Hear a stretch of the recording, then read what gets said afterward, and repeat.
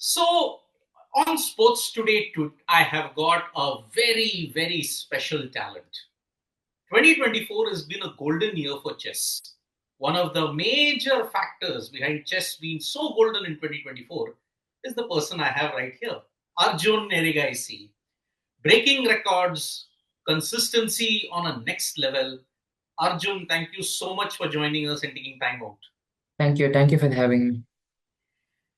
Arjun, Chess Olympiad gold, individual and team. 2,800 ELO in the published list that's going to come out in November. Has this been, when you look at your entire chess career from a very young age till now, has this been your greatest year ever? Or are the coming years going to be even more successful? Well, yeah, until now, so far it's surely one of the best. I can say 2018 and 2021 were quite close. So, like between these three, it's not clear which is the best. But yeah, these three are clearly the top three so far. But I, of course, hope like 25 will be even better and so on.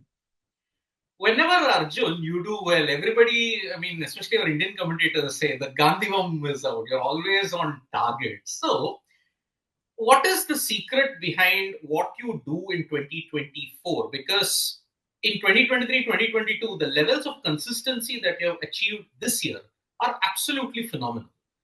What changed in 2024 as compared to the previous years? Was it preparation, opening prep, end game, middle game? What was the area that you improved upon the most?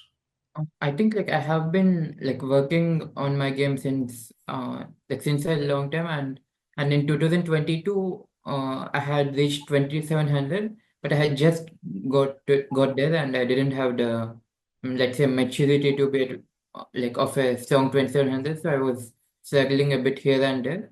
But then like I took some time to get used to all of this, and so that's why although my game was probably improving, my rating wasn't improving. But once it like I became like a seasoned 2700 and I started playing well,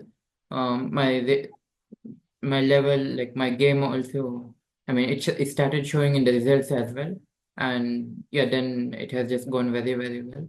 And also one of the things that helped me has been like I have been more stable mentally this year. And yeah, I think that's one of the things.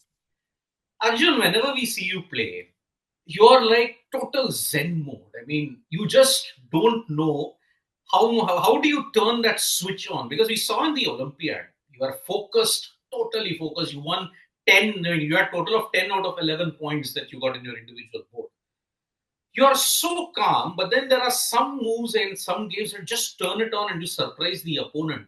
How do you manage to maintain that Zen mode of play when we call it at that stage? Yeah, during the game, I just don't think about anything else. Like, before the game begins, I do like a quick 1 to 2 minute meditation, and I just tell myself like for the like entire duration of this game, I'll think about nothing other than this game, and yeah, then I just keep focused during throughout the game. Did the 2,800 ELO mark? I mean, you are only now officially by November end, you are going to be the second Indian after Viswanathan Anand to reach that coveted 2,800 ELO mark. Did that prove to be a distraction for you, or were you like wondering, yes, I will get there someday? Um, to be honest, when 2023 began, it was one of my goals to achieve it by the end of that year. But soon, things were not going well, and I realized it's unrealistic, and I gave up on that. And then for 2000, and then I had like a bitter end to 2023. So then I like told myself for 2024 I won't set any goals, and I'll just take one tournament at a time and try to play well in that. So then I stopped caring about these ratings. Like it was going up and up. It felt nice that I was doing well and it was going up, but I wasn't reading too much into it. And I think that has actually helped me a lot.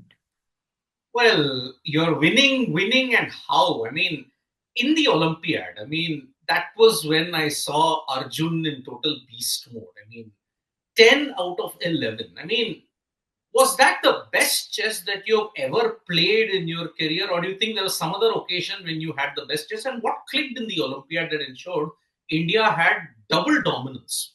Individual, men, I mean, open and women, everybody just played like they were in the zone. What was the success behind that? I think in men's, like we were, at least on paper, like only India and US were like clear favorites, and I think our team spirit is much more than the American team spirit, and also, like we are much more of a younger team, so more energy, and so like we can be consistent throughout a long tournament. I think that is one of the things that helped us as well. And yeah, in the women's, like they were also doing quite well. They did suffer a slight setback, but then they showed like incredible willpower to like make a strong comeback.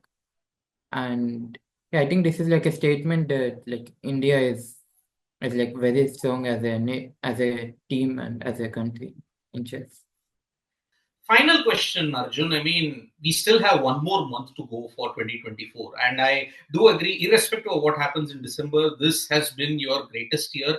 And along with you, Prag, Gukesh, Vidit, Hari, everybody has made us fall in love with chess all over again. We had a 12-year lull when Viswanathan Anand was last the champion. The last time he played the World Chess Championship was a decade ago.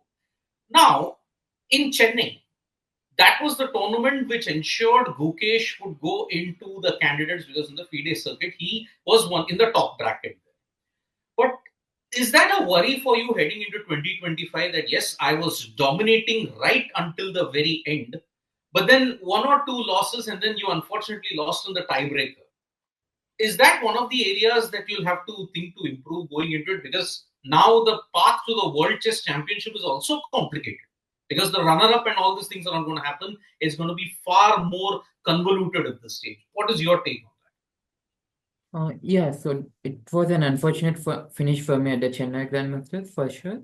But to be honest, like in terms of quality of play, I wasn't playing well. Like even the games that I won, so I shouldn't complain about finishing third on tiebreak and scoring +2 because like almost every game I had a lost position. So yeah, I won't complain about that. And yes, of course, it would be nice to secure the 2026 candidate spot to the 2024 circuit. But like I have World Rapid Blitz and I'll try to give my best there. And if it happens, it's great. But otherwise, I'm positive that I can make it to 2025, one of the sport. that? I mean, it is surprising you mentioned that yes, you were didn't put your best. I mean, yes, the positions even we all pointed out that yeah, it wasn't that great. Was it fatigue, or do you think it was something else in I Chennai? think it was a bit of fatigue. It had been a pretty long time since I had a like long leisurely break. And Chennai was actually not in my plan earlier, but it came like, yeah, it just came. And also crucial FIDE circuit points also would have been available for Yeah. that also. But then, yeah, that is a very interesting thing, Arjun, because I just want to know you guys. I mean, ever since September onwards, you've been playing. I mean, Olympiad was training. You even played the Bundesliga. You even played in other tournaments also. In London, you played. You also now played the Chennai Grandmasters. When does a player know that I have to keep on playing consistently, but then when should I take a break? How does the mind decide it for you, or do you believe that there is some other way to determine the balance between playing much and also resting? Actually, earlier, like I used to play like a lot of tournaments without any break, and I used to not feel anything. But I think like that was when I was about like 2600 to 2650 or close to 2700 level. But now I realized that like to play at like 2800 level or to at least being close to a 2800 level, like to maintain that level of consistency it's not easy when you like keep playing in a stretch. So like some break between tournaments is important. So that's like my one of my recent learnings, and so yeah, I'll plan my next year's calendar accordingly. Okay, so this was Arjun Erigaisi, the individual who's absolutely, I mean, if you have to look at it, I'm even struggling for words because his play in the Olympiad plus his achievements in 2024 has simply been mesmerizing. Thank you so much yet again, Arjun, for your time and all the best for 2025. And let's all cheer for Gukesh in the World Chess Championship also. Thank you so much. Thank you, Arjun. Thank you so much.